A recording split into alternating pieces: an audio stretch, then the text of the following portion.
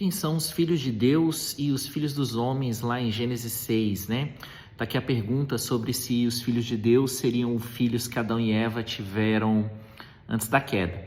E a questão é a seguinte, gente, não tem jeito, a resposta tradicional é a resposta correta. Os filhos de Deus são os descendentes de Sete e os filhos, né, dos homens são provavelmente os descendentes de Caim e dos outros filhos de Adão e Eva que não estavam andando com o Senhor. E isso tem uma razão teológica de ser, né? Quem se prende ao detalhe de querer dizer que filho de Deus, né, Nefilim é gigante, é anjo, outra coisa assim, são pessoas que pegam apenas o texto isolado e não leem à luz do contexto maior de Gênesis. Porque se você for pegar o contexto de Gênesis, você vai perceber que Gênesis é um livro que fala de uma guerra santa que existe entre duas descendências diferentes. Uma guerra que, aliás, é a guerra da Bíblia toda.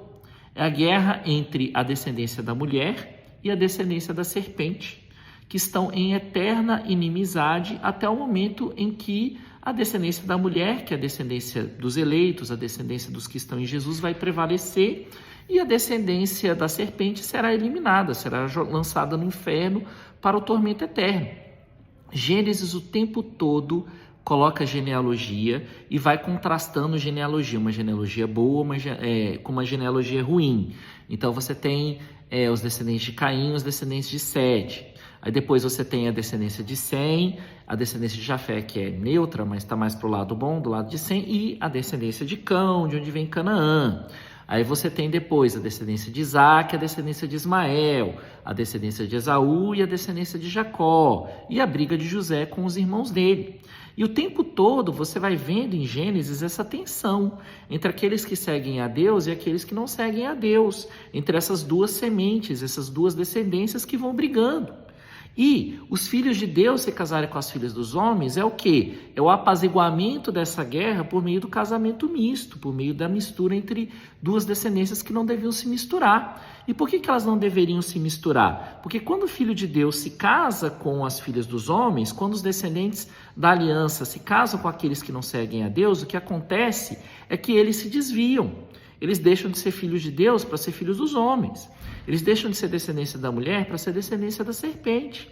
E isso é o coração de Gênesis. É o coração do Pentateuco, né? Aquela oposição entre Israel e o Egito, entre Israel e os cananeus. É o coração do Antigo Testamento e do Novo Testamento, porque tem essa oposição não mais entre judeus e gentios, mas entre a igreja e o resto do mundo, que vai ter uma guerra no final dos tempos, quando o anticristo vai derrotar os santos, etc, etc.